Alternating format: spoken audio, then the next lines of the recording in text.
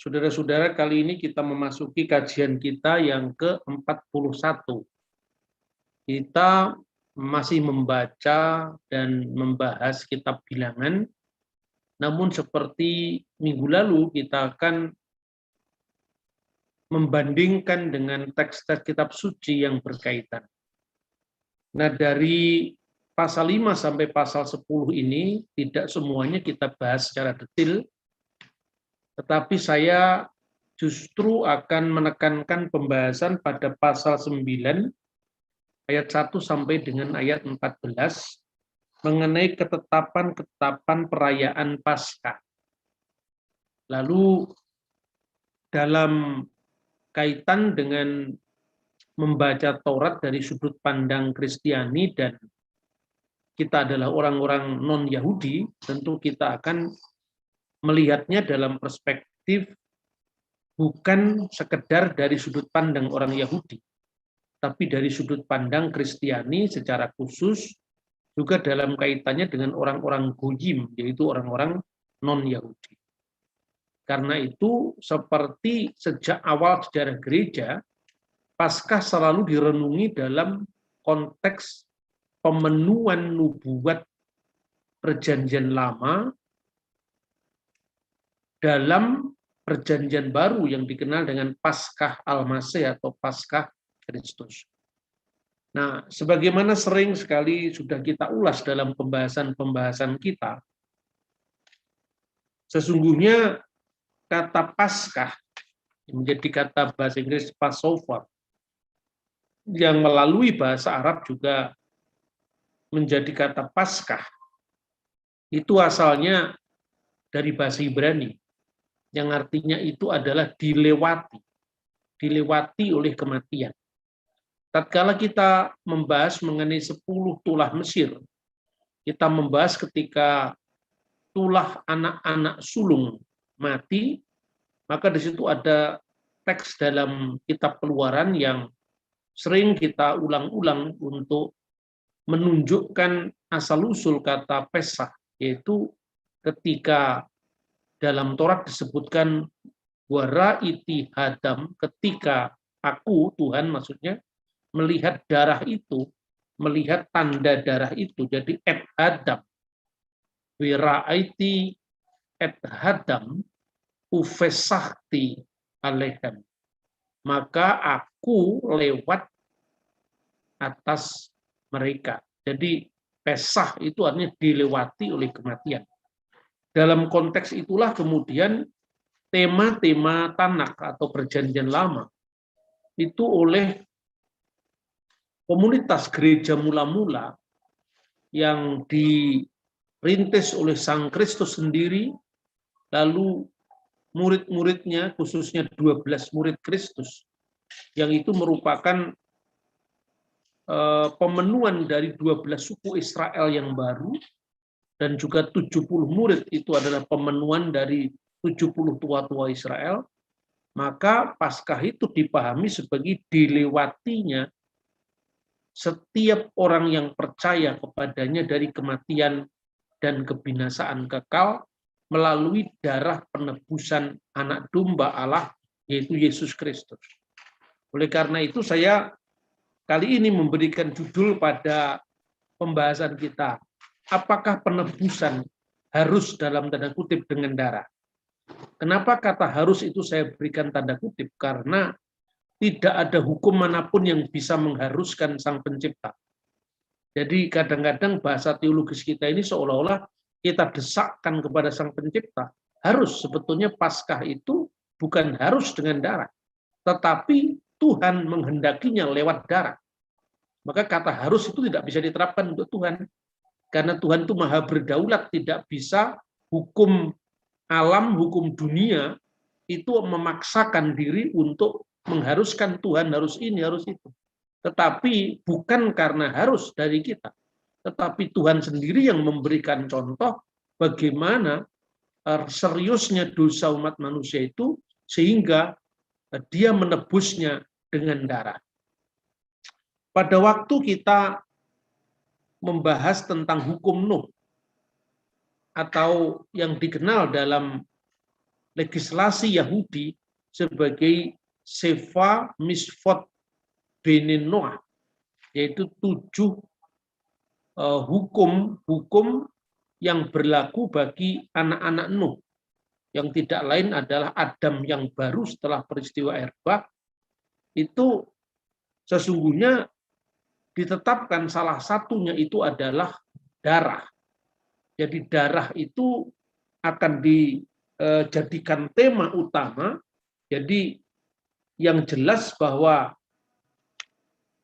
Tuhan menghendaki melalui hukum Nuh itu menjadi tema kesatuan seluruh umat manusia. Jadi nanti dirumuskan oleh Nabi Musa bahwa karena nyawa makhluk itu ada dalam darahnya.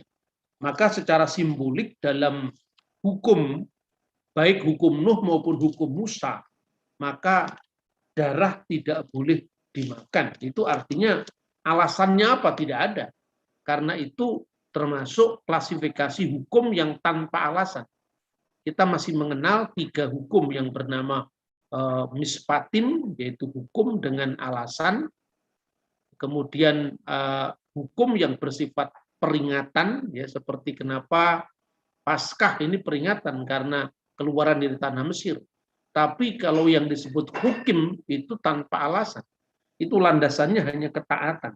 Dan ketika berbicara tentang penuntutan karena darah sesama, maka di sana yang menjadi alasan Tuhan bahwa manusia itu harus menghargai jiwa sesamanya, karena setiap manusia diciptakan menurut gambar dan rupa Allah. Makanya dengan demikian, darah itu adalah simbol dari kehidupan itu sendiri. Maka dalam konsep keadilan, tebusan itu harus sepadan dengan apa yang diakibatkan dari dosa yang dibuat manusia. Dan konsep tentang keadilan yang berlandasan pada keseimbangan nilai itu sesungguhnya juga diuraikan Tuhan dalam penjelasannya tentang ritus-ritus korban, termasuk misalnya korban penebus dosa, korban penebus salah, ya. Itu jelas sekali misalnya dalam teks pasal 5 yang kali ini kita bahas, peraturan mengenai penebusan salah. Penebusan salah itu sebetulnya konsepnya itu adalah suatu kesalahan yang menuntut restitusi. Di situ ada konsep pentahiran, ada dari kenajisan, dan membayar restitusi, membayar ganti rugi, membayar denda. Di situ ada keseimbangan. Jadi misalnya di dalam pasal 5 kita bisa membaca ayat 7, ya. Maka haruslah ia mengakui dosa yang telah dilakukannya itu, kemudian membayar tebusan sepenuhnya dengan menambah 1/5, lalu menyerahkannya kepada orang terhadap siapa ia bersalah. Di sini ada konsep ganti rugi. Kemudian, tetapi apabila orang itu tidak ada kaumnya, kepada siapa dapat dibayar tebusan salah itu, maka tebusan salah yang harus dibayar itu menjadi kepunyaan Tuhan dan adalah bagian imam, belum terhitung domba jantan perdamaian yang dipakai untuk mengadakan perdamaian bagi orang itu. Jadi di sini sekali lagi ada konsep tebusan. Maka selain nanti yang disebut korban penebus salah, ada korban penebus dosa, korban perdamaian. Itu konsepnya juga adalah kaparot. Kaparot itu adalah tebusan untuk pendamaian akibat dari dosa yang dibuat seseorang. Nah, tebusan itu dalam konteks ini itu bisa dilakukan dengan nilai yang seimbang. Maka ada Yom Kippur. Ya, kaparot dalam bahasa Arab itu sama dengan bahasa Ibrani. Jadi karena akar katanya sama. Jadi artinya bahwa kesalahan orang itu ternyata bisa dituntutkan secara ganti rugi, baik itu secara perdata dalam konteks hukum. Misalnya, ya, seperti yang kita sebut dalam teks korban penebus salah tadi. Konsep mata ganti mata, gigi ganti gigi, nyawa ganti nyawa, itu juga adalah konsep keadilan. Maka dengan demikian ketika kadang-kadang iman Kristen itu disalahpahami seolah-olah Kristus itu mati sebagai tumbal dosa, itu sama sekali tidak benar. Karena konsep tumbal itu yang ditumbalkan tidak sadar. Tidak sadar bahwa dia telah melakukan sesuatu. Itu namanya konsep tumbal. Sementara Kristus sadar bahwa dia harus melakukan jalan salibnya itu agar apa? Agar sebetulnya akar dari segala dosa itu diselesaikan. Jadi sebetulnya jalan salib Kristus itu tidak hanya mengandung aspek keadilan, tapi juga aspek kasih. Maka seorang yang mengasihi itu adalah menyerahkan nyawanya bagi yang dikasihi. Nah, dalam lingkaran kasih inilah sebetulnya Kristus mati di kayu salib. Tetapi juga di situ ada tema keadilan. Maka seringkali orang mengatakan, manusia itu berdosa, kan ditanggung sendiri akibatnya. Betul, itu namanya dosa perbuatan.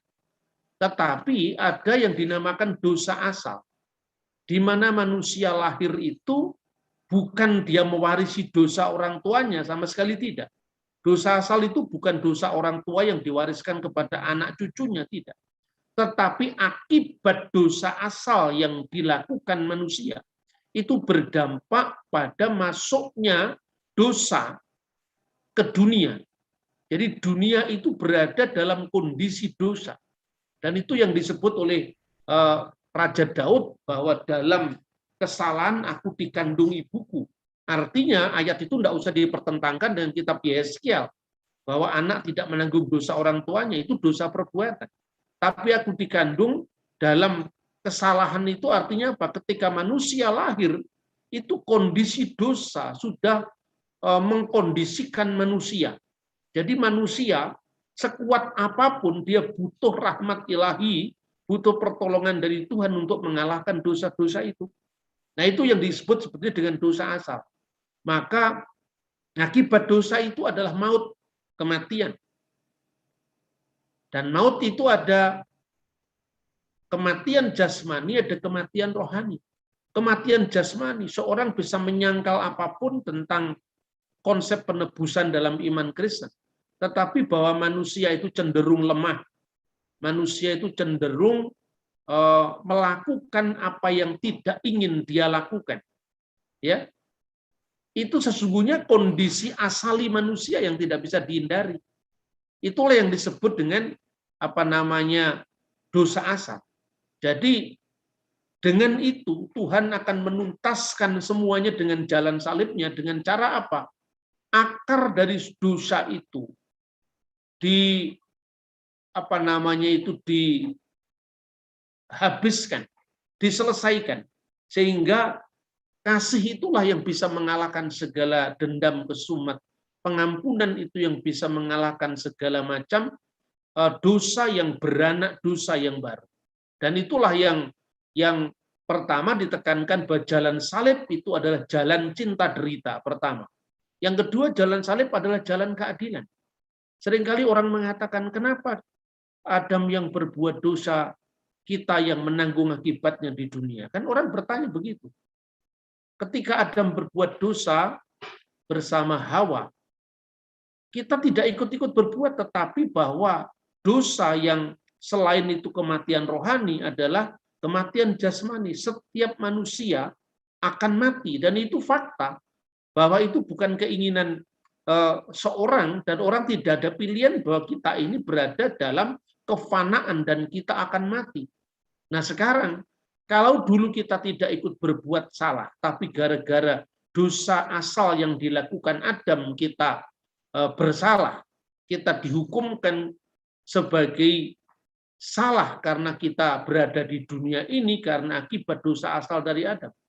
Maka oleh ketaatan Kristus, Adam yang terakhir, kita yang tidak ikut menderita di kayu salib, kita pun juga dihisapkan dalam kebenaran satu orang.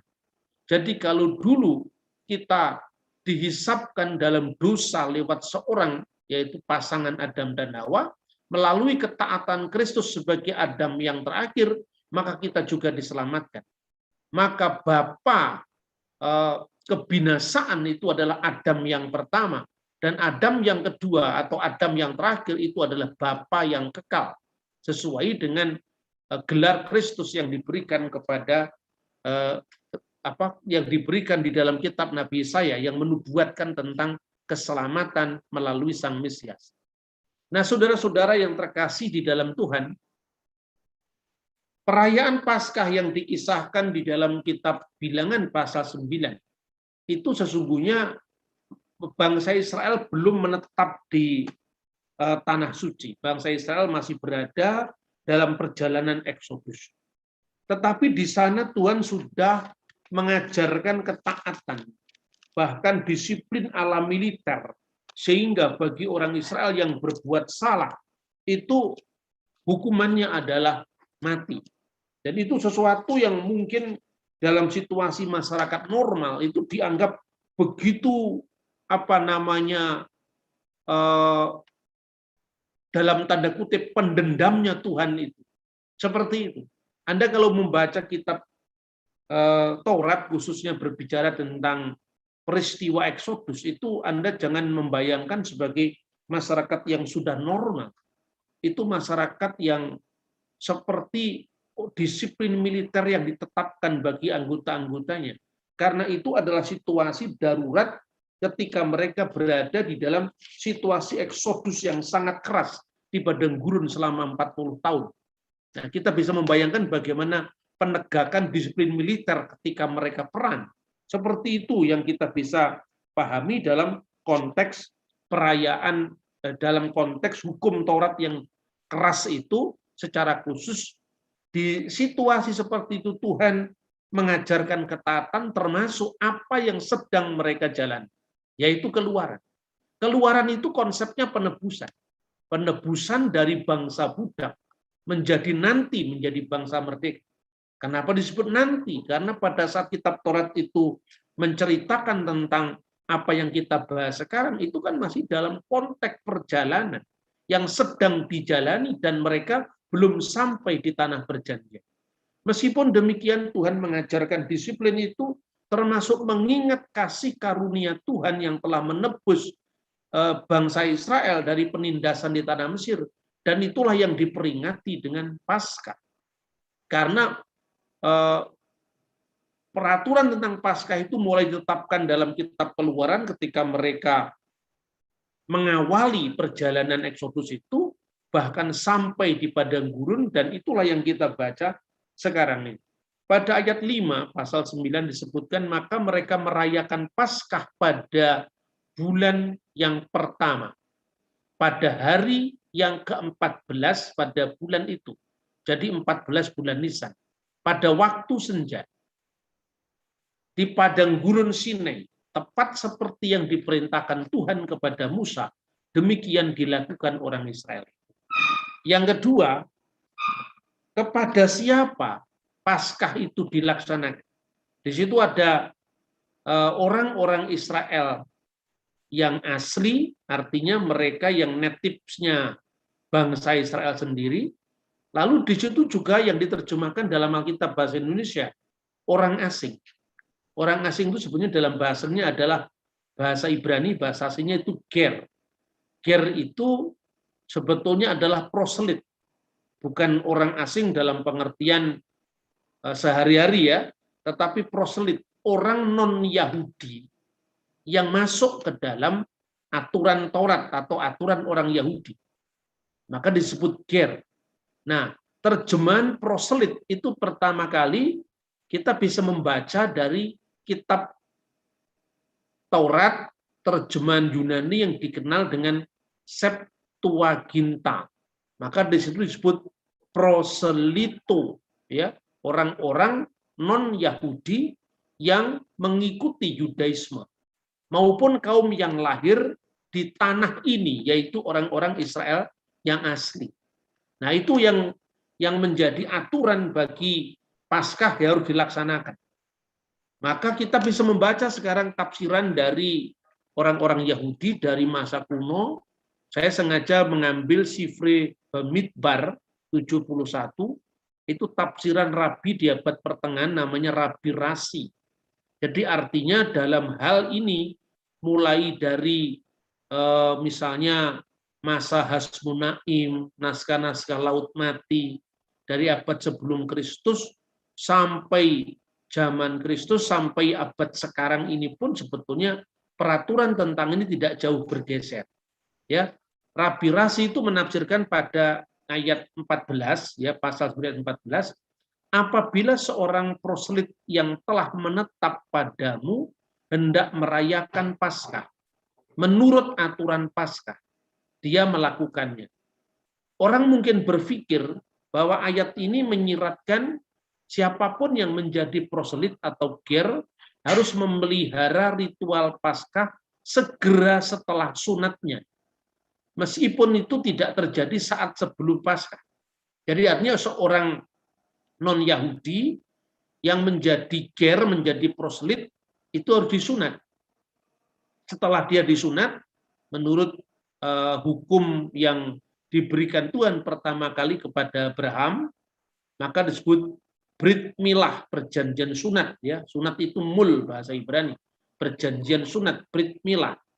Dan itu telah menandai dia sebagai seorang proselyt, seorang ger.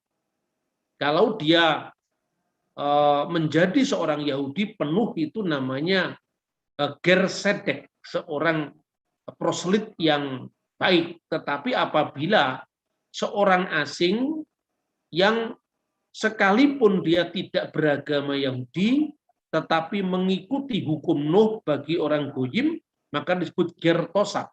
Dan ger tosaf itu di mata hukum Yahudi adalah tergolong hasyedi umot haolam, umat bangsa-bangsa non-Yahudi yang saleh. Dan menurut para rabi, mereka mendapatkan keselamatan di dunia yang akan datang, olam haba. Jadi ini kenapa saya ulang-ulang, karena ini penting sekali nanti ketika kita bicara tentang iman Kristen yang sering dituduh sebagai memalsukan Taurat, membajak Taurat, tidak setia pada Taurat, membebaskan umat Kristen dari hukum Taurat, itu sering sekali. Dan menuduh Paulus sebagai orang yang bersalah karena orang Kristen jadi pelanggar Taurat, itu yang ingin saya tekankan. Makanya apapun yang dilakukan oleh para rasul, tak satu pun menyalahi hukum Yahudi. Karena itu dilakukan untuk orang goyim, bukan untuk orang Yahudi. Nah, saya lanjutkan apa yang ditafsirkan oleh Rabi Rasi ini. Karena itu, kitab suci mengatakan, maka haruslah ia merayakannya menurut semua ketetapan dan peraturan Paskah, baik untuk orang ger maupun untuk orang pribumi yang lahir di tanah ini, penduduk asli. Dalam bahasa Ibrani disebut Esrah Ha-Areb. Ya, orang-orang native yang lahir, yang asli, lahir di tanah ini, Eretz Israel maksudnya. Yang menyiratkan bahwa sama seperti penduduk asli yang mempersembahkan perayaan Paskah pada tanggal 14 Nisan, demikian juga proselyt atau orang yang masuk Yahudi tadi harus membawanya hanya pada tanggal 11 bulan Nisan. Karena itu apa yang tersirat dari bagian pertama ayat ini adalah sebagai berikut. Dan jika seorang proselyt atau seorang ger yang tinggal di antara kamu dan datang untuk merayakan Paskah bersama-sama dengan para rekannya, maka menurut tata cara Paskah dan menurut apa yang daripadanya harus dilakukan. Nah, lalu ini diatur sangat detail bagaimana kalau orang proselyt maupun orang Israel asli itu sengaja tidak melakukan hukum Paskah. Jadi misalnya di sebutkan di dalam kitab Bilangan pasal 9.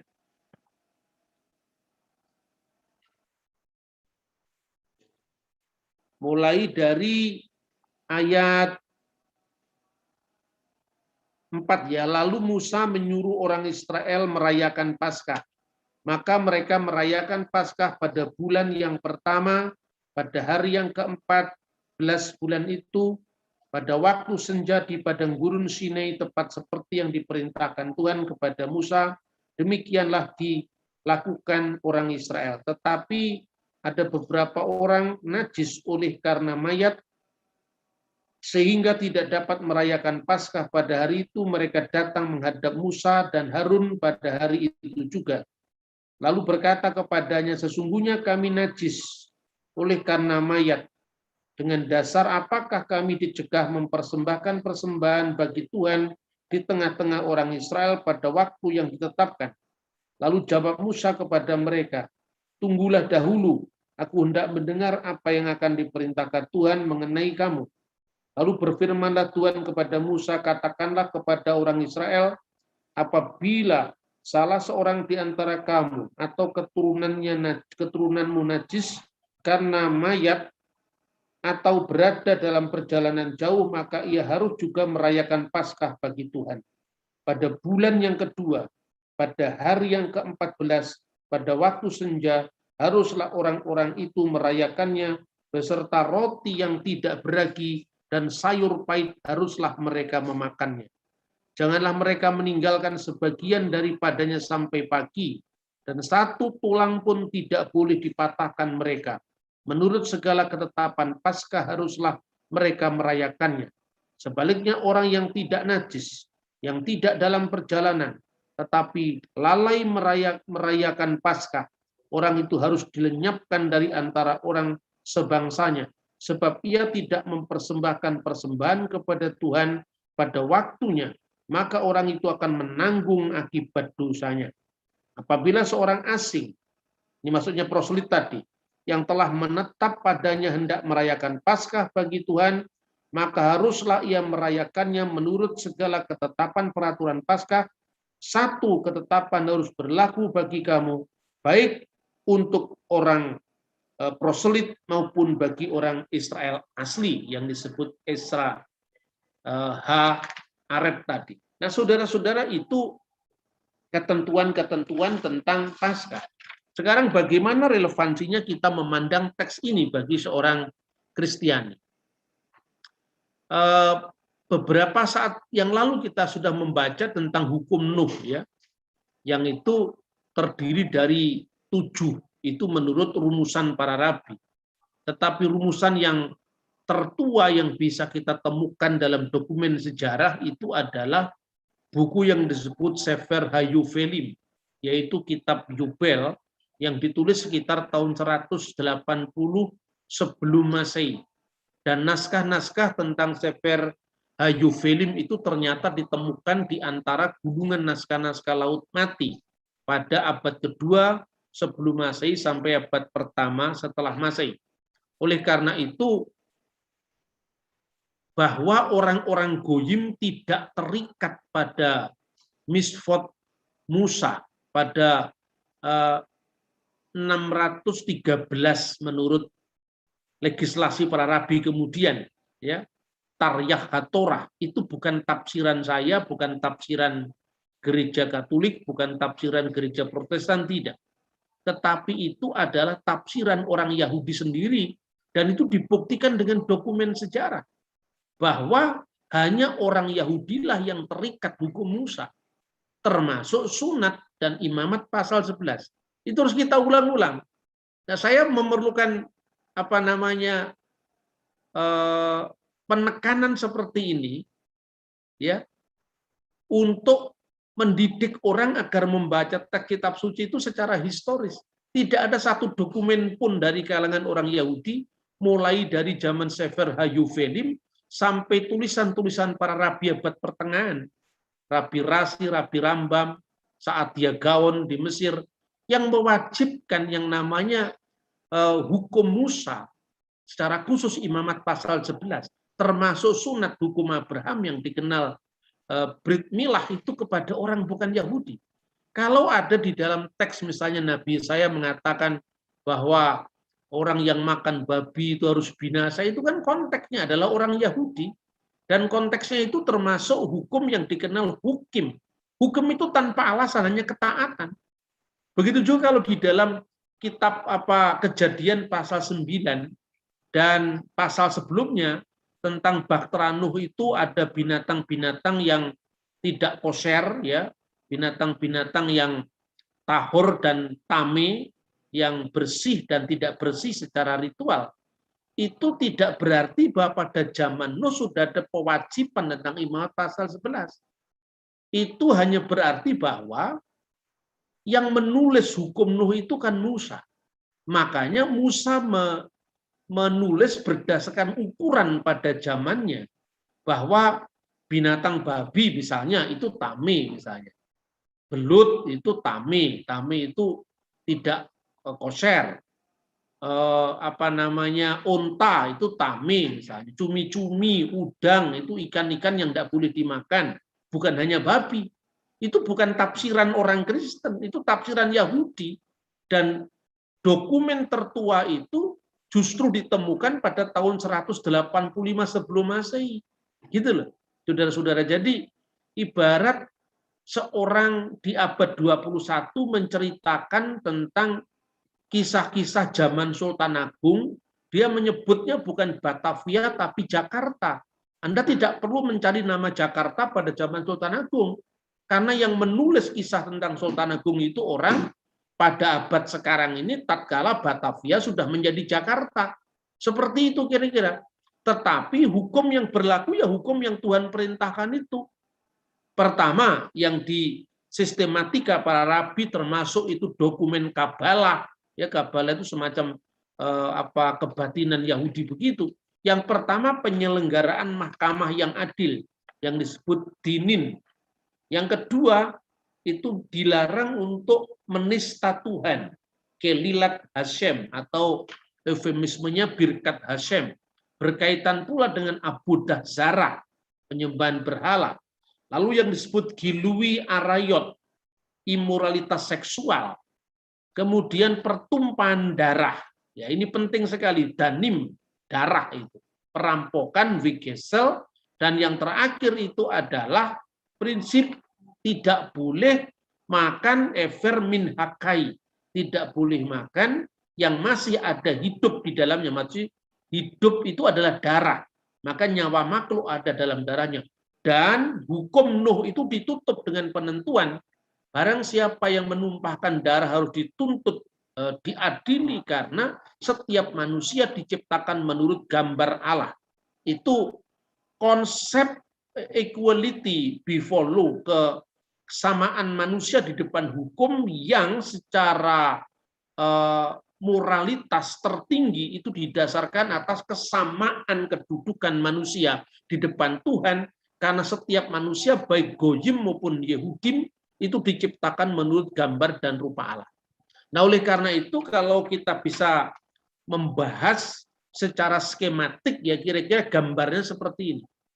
Ini posisi Yehudim, Ger, dan Goyim. Yehudim itu Yahudi, Ger itu proselyt, dan Goyim itu bangsa-bangsa lain. Jadi manusia itu berasal semua keturunan Adam. Maka disebut Ben Adam. Seluruh umat manusia itu dalam pemikiran Taurat terbagi atas dua. Yang pertama Yehudim, ya. Itu di situ saya kasih gambar menorah itu. Yang kedua Goyim, saya kasih gambar Fir'aun. Artinya mau Fir'aun, mau Siddhartha Gautama, mau Nabi Muhammad, itu semuanya adalah Goyim, bukan Yehudim. Artinya Pak Denarto, semua tokoh-tokoh spiritualis dunia itu adalah Goyim, bukan Yehudim. Ya. Kemudian kepada orang-orang Yehudim itu dibagi menjadi dua. Jadi Yehudim dalam pengertian ras, ya, bangsa. Yang kedua Yehudim dalam pengertian Judaisme, Yehadut. Itu adalah orang Yahudi asli secara keagamaan yang disebut Esra Ha-Eretz, yang asli dari tanah ini, Israel. Kepada mereka berlaku hukum Musa. Hukum Musa, dan dia melanjutkan Brit Milah. Karena itu orang Yahudi disunat pada usia 8 hari. Seperti Ishak 8 hari. Itu pola bagi Esra Ha-Eret. Esra Ha-Eret itu adalah pribumi Yahudi. Berlaku semua hukum Taurat itu yang nantinya oleh para rabi diklasifikasi menjadi 613, sekalipun klasifikasi ini pada zaman Yesus belum tersusun rapi.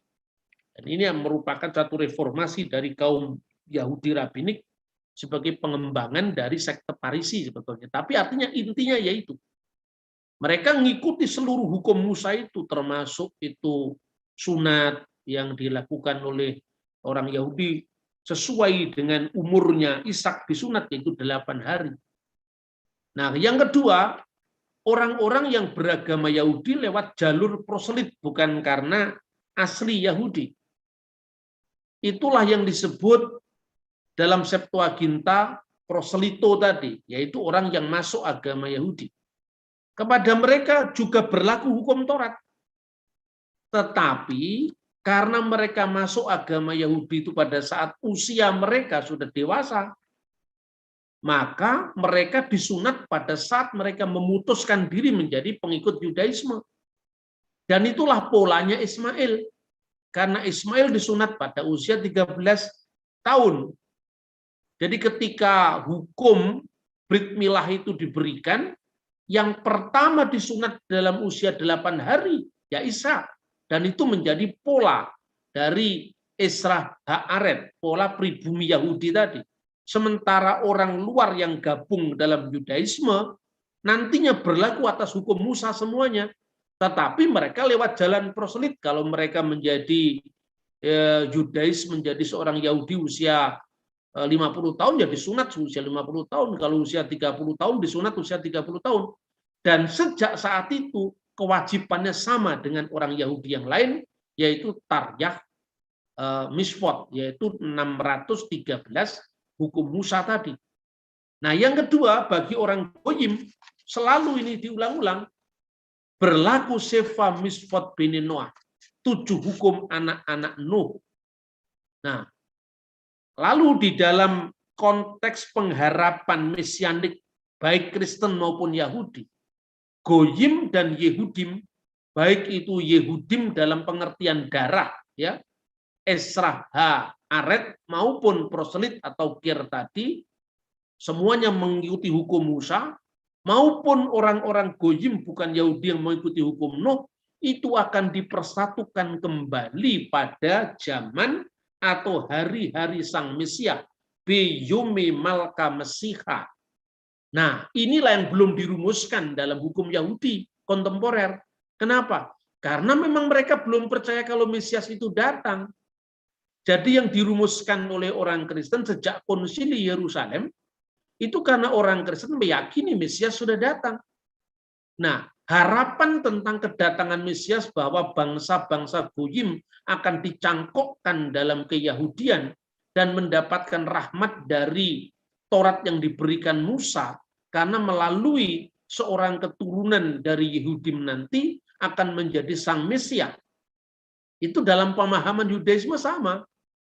Yang belum sama itu karena orang Yahudi belum percaya kalau Mesias itu adalah Yesus Kristus. Sementara orang Kristen percaya kalau Mesias sudah datang.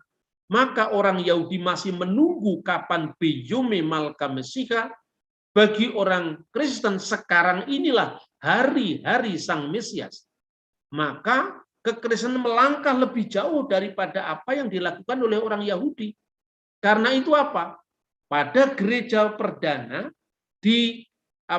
bahas, lalu bagaimana dengan orang-orang yang percaya kepada Mesias yang berasal dari orang Goyim. Ini pembahasan yang pertama dilakukan oleh gereja, karena gereja sudah meyakini bahwa Kristus itu adalah Sang Mesias tadi.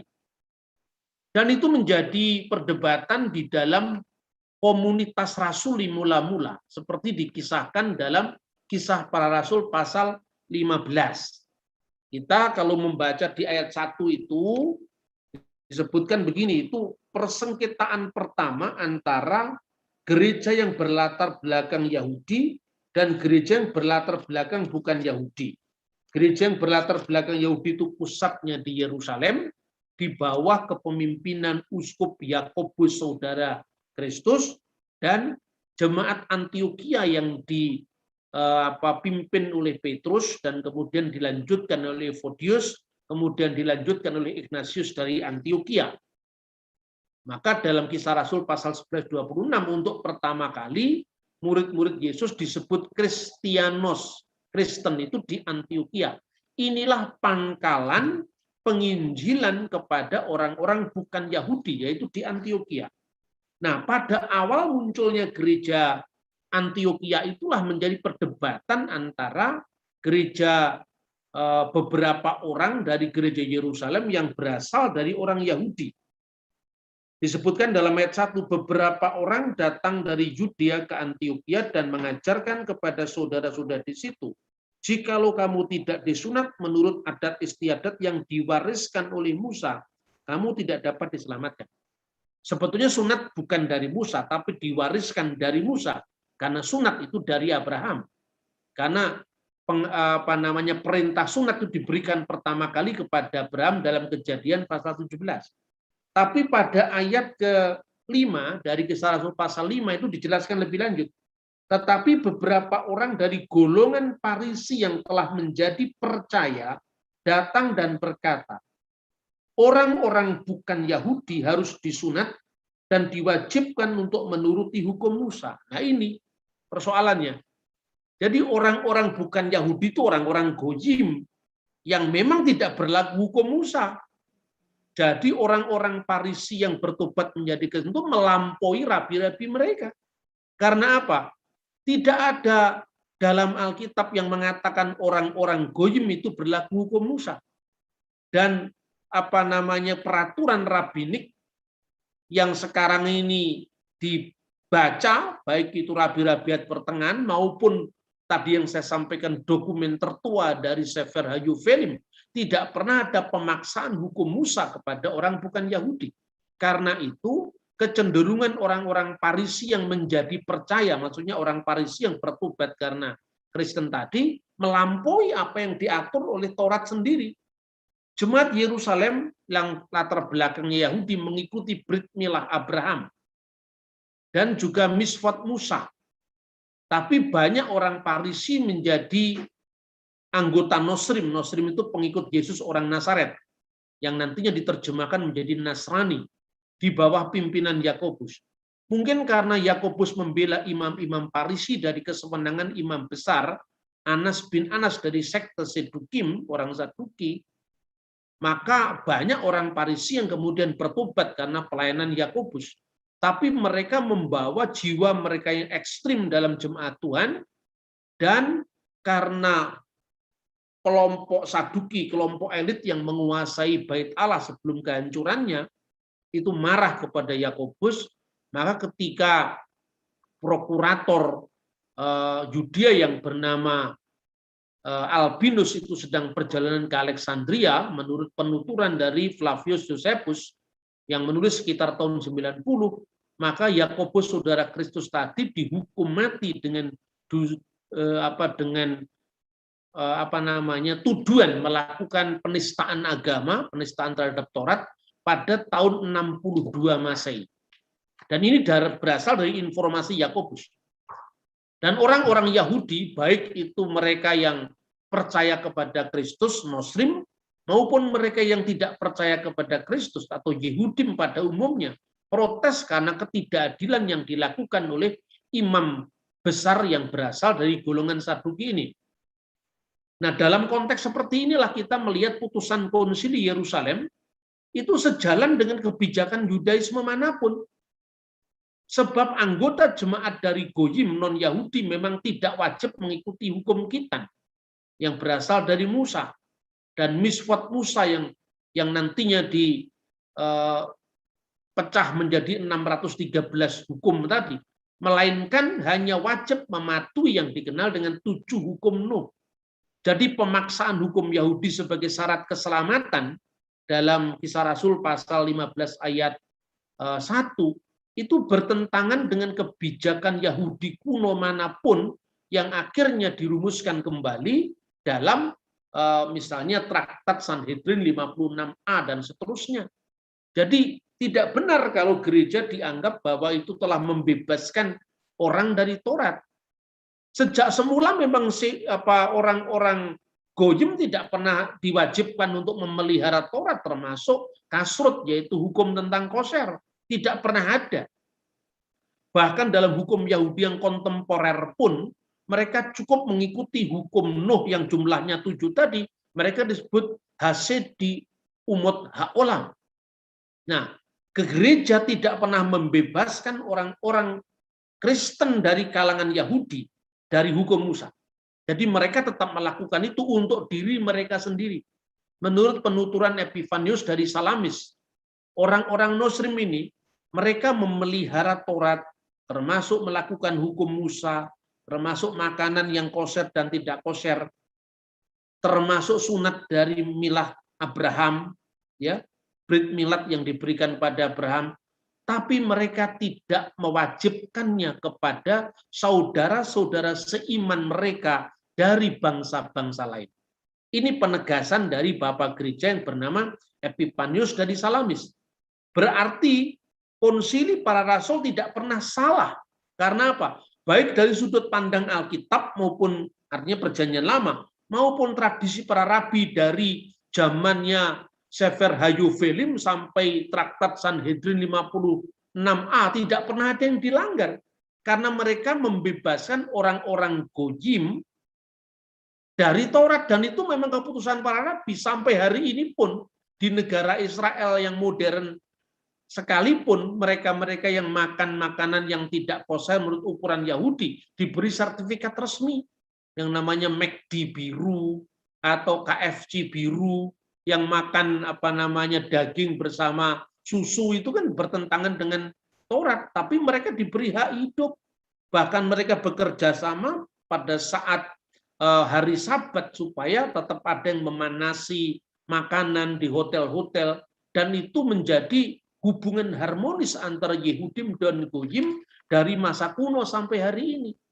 Nah, saudara-saudara, lalu tibalah sekarang bagaimana Kristen memahami Sang Kristus.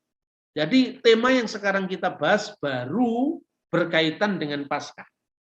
Nanti dalam pembahasan kita tentang Yom Kippur, kita akan membandingkan bagaimana Yom Kippur dalam pandangan Yudaisme dengan bagaimana orang Kristen memahami itu, penggenapannya dalam Kristus menurut surat Ibrani. Jadi saya sekarang memakai metode bagaimana membandingkan teks-teks Perjanjian Lama dengan Perjanjian Baru. Bukan semua pasal Perjanjian Lama sekian pasal kita habiskan, tidak. Metodenya saya ubah supaya apa? Kalau kita membaca fragmentaristik seperti itu akan kesulitan untuk menjahit atau menemukan hubungan harmonis antara Perjanjian Lama dan Perjanjian Baru. Tapi dengan metode ini, detail-detailnya nanti Anda pelajari sendiri, karena biasanya pembahasan-pembahasan tentang kitab suci itu di mana-mana juga sama, tidak terlalu berbeda ya. Baik Anda membaca dari pembahasan Yahudi, pembahasan Kristen, kalau tentang korban dan sebagainya itu sama. Tetapi yang beda bagaimana perspektif Kristen mengkaitkan dengan Yesus yang mereka yakini, yang kita yakini sebagai Mesias, dengan orang Yahudi yang masih menunggu Mesias, dan Mesias itu bukan Kristus. Tapi Anda bisa melihat bagaimana akar pengharapan mesianik ini sama. Nah, ini adalah teks yang mendasari bagaimana orang Kristen memahami Yesus sebagai anak domba Paskah yang baru. Karena di dalam kitab Ulangan ya, itu disebutkan bahwa Tuhan akan membangkitkan seorang nabi yang seperti Musa. Sebelum ayat yang kita catat ini ada ayat 15 dulu. Nevi mikir beka meaheka, seorang nabi di tengah-tengahmu, di antara saudaramu, kamuni, yang seperti aku, yakim leha akan dibangkitkan bagimu, Adonai Eloheha, oleh Tuhan sembahanmu, oleh Tuhan Allah yang kamu sembah, alautisma'un. Hendaklah dia yang harus kamu dengarkan. Jadi nabi di tengah-tengahmu. Ini baik orang Samaria, orang Yahudi, orang Kristen memahami di tengah-tengah Bani Israel. Orang Samaria memahami Mihir Beka ini di tengah-tengah orang Israel. Nah, hanya orang Samaria berbeda dengan orang Yahudi dan Kristen. Orang Yahudi dan Kristen memahami bahwa nabi ini akan muncul dari suku Yehuda. Makanya Mesias yang dipahami oleh orang Yahudi dan orang Kristen itu adalah Mesias raja, tetapi juga Mesias nabi dan Mesias imam. Nah, yang berbeda antara Kristen dan Yahudi, misalnya di naskah-naskah Laut Mati, Mesias imam dan Mesias raja itu ada yang menganggap dua sosok yang terpisah, ya, seperti Laut Mati. Dalam pemahaman Kristen, Mesias itu imam, nabi sekaligus raja. Nah, bagi orang Samaria, mereka hanya percaya dengan Taurat Musa, maka mereka tidak membaca kitab nabi-nabi. Satu-satunya pengharapan semacam Mesias bagi mereka adalah Mesias yang mereka kenal, nabi yang digelari Taheb sang pemulih. Dan itu akan lahir dari suku Yusuf. Jadi di tengah-tengahmu, di tengah-tengah Israel, di antara saudaramu, karena teks ini diberikan kepada orang Lewi, maka saudara Lewi antara lain Yusuf. Dan mereka menganggap bahwa nanti Mesias Samaria itu, yang disebut Taheb itu, akan memerintah seperti dahulu Yusuf memerintah di tanah Mesir. Ini orang Samaria. Kalau orang Yahudi, bahwa Mesias itu akan lahir dari Yehuda. Ya, karena tongkat kerajaan tidak beranjak dari Yehuda menurut kitab Taurat, ya. Itu. Dalam pandangan Kristen sama dengan Yahudi bahwa Mesias itu akan lahir dari Yehuda, dan juga Mesias imam juga adalah Mesias raja tadi. Hanya kekristenan memahami raja di sini maknanya bukan raja secara duniawi, bukan Mesias politik. Dan itulah yang menyebabkan kenapa orang Yahudi menolak Yesus, karena Yesus dianggap bukan memenuhi syarat Mesias politik yang mereka tunggu-tunggu, yang membebaskan dari Roma. Sekarang bangsa Israel sudah tidak dijajah Roma, dan mereka datang ke tanah Israel bukan karena Mesias, tetapi karena lobi-lobi orang Barat Yahudi yang dikenal dengan gerakan Sionisme dan sekutu-sekutunya. Padahal menurut harapan seperti Rabi Rasi, Mesiaslah yang akan membawa mereka ke tanah Israel. Nah, sehingga di kalangan orang Yahudi sekarang ini ada orang-orang Yahudi tertentu, jumlahnya kecil sekali, yang menolak negara Israel karena Israel tidak didirikan oleh Mesias. Inilah perbedaan antara Yahudi dan Kristen. Nah, orang Kristen memahami bahwa Mesias yang adalah imam, nabi, dan raja tadi bukan Mesias politik. Itulah Kristus. Nah, kalau gara-gara bahwa orang Yahudi menolak Kristus itu dianggap sebagai perpecahan antara Yahudi dan Kristen, Rabi Akiba sendiri melakukan kesalahan yang sangat serius ketika dia mempercayai seorang tokoh nasionalis yang bernama Simon Bar Kokhba sebagai seorang Mesias. Artinya apa? Pengharapan Rabi Bar Kiba itu ternyata salah karena Mesias mati. Bagi orang Kristen, Kristus mati tapi bangkit kembali pada hari ketiga. Dan itu membuktikan bahwa dia adalah Mesias ilahi yang juga diharapkan oleh naskah-naskah Laut Mati dari kelompok Eseni. Jadi Yudaisme itu bukan hanya Yudaisme rabbinik yang direformasi sejak abad kedua itu. Kita mesti melacaknya lebih jauh. Perkembangan orang-orang Saduki, bahkan sebelum munculnya ras atau kelompok Yehuda, ya, kelompok Yudaisme dari suku Yehuda ini terutama yang dikenal dengan Yahudi nanti pecah menjadi Saduki, Parisi, Eseni, Nasrani. Selot dan sebagainya dari kekristenan itu bagian dari kelompok Yahudi ini. Nah, sementara orang Samaria dari suku utara, makanya pengharapan tentang Taheb sang Mesias tadi berbeda dengan Yahudi dan Kristen. Ini sangat penting. Kemudian ini selalu contoh bagaimana naskah-naskah Laut Mati yang memuat tentang pengharapan mesianik yang dikaitkan bahwa sang Mesias juga akan dikenal sebagai seorang nabi. Dan nabi di sini artinya bukan nabi dalam definisi Islam, bukan itu. Tapi tentu nabi dalam konteks kalau yang ngomong Samaria ya nabinya Taheb tadi, sang pemulih tadi. Kalau ngomong Yahudi Kristen ya pemahaman Yahudi Kristen pada kitab sucinya, pada zamannya, dan kita tidak bisa memahami kekristenan dari sudut pandang Islam, sebaliknya Islam dari sudut pandang kekristenan, tidak bisa seperti itu. Nah, kemudian Paskah.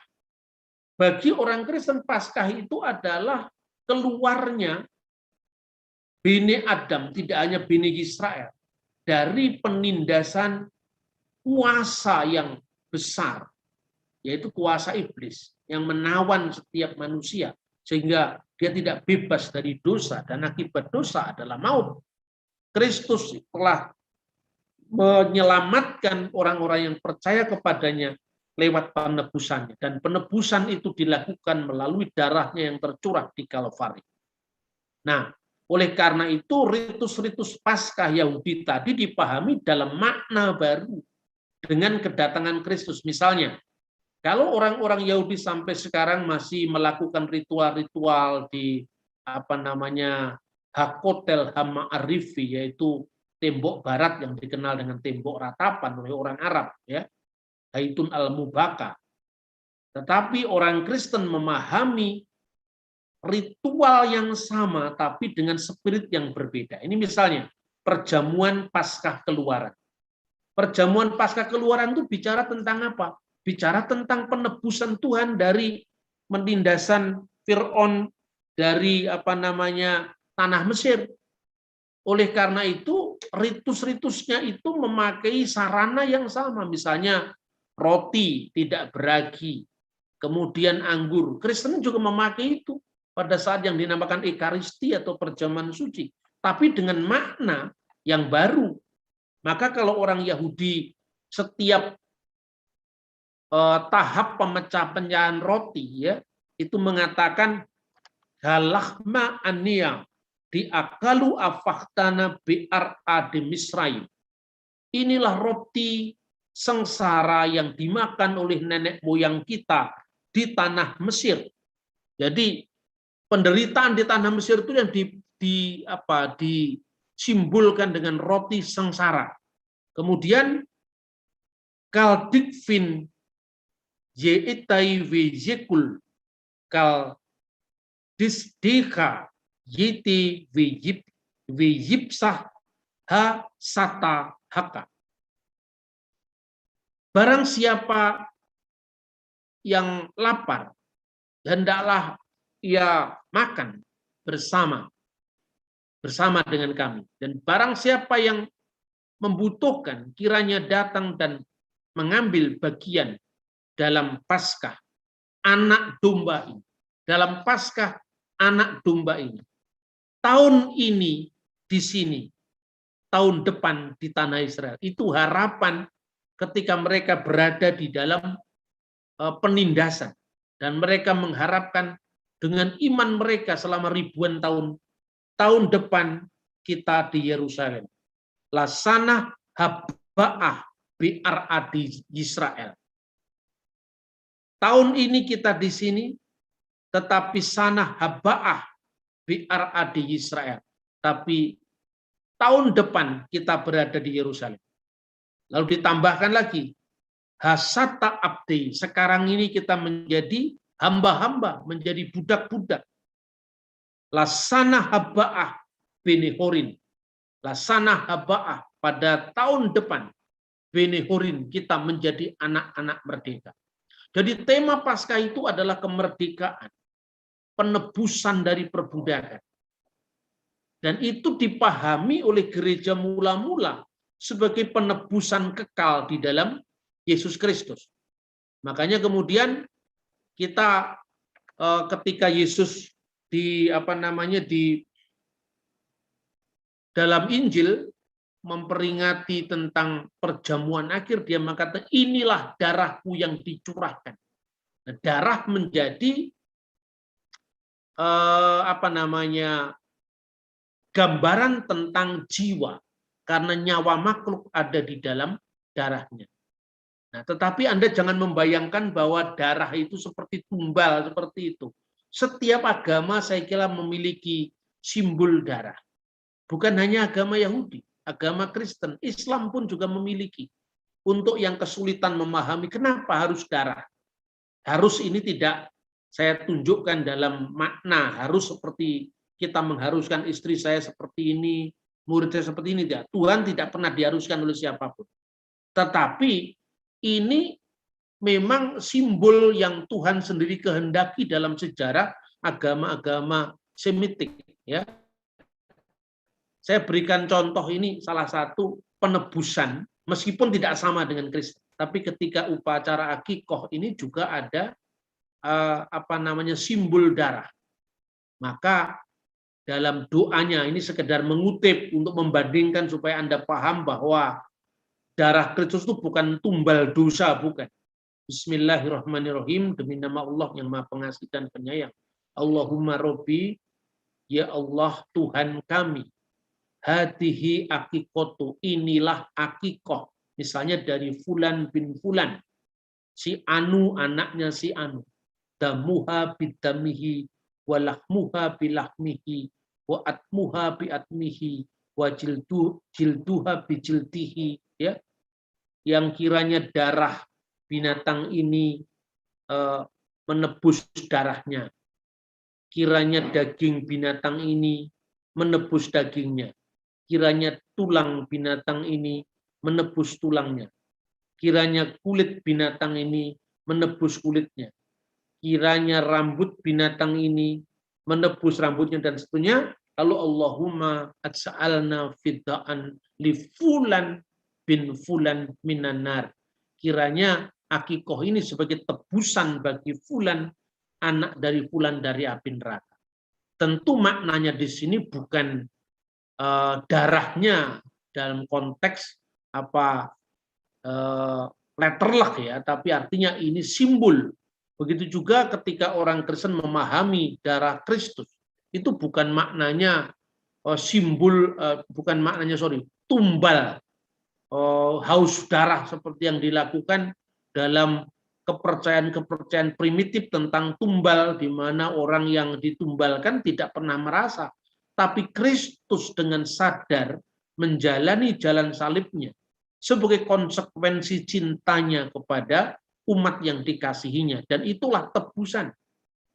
Kemudian kalau dipertanyakan dari aspek keadilan, dulu Adam dan Hawa berbuat dosa, kita menanggung akibat dosa asal yang dilakukannya, yaitu kematian kita ini.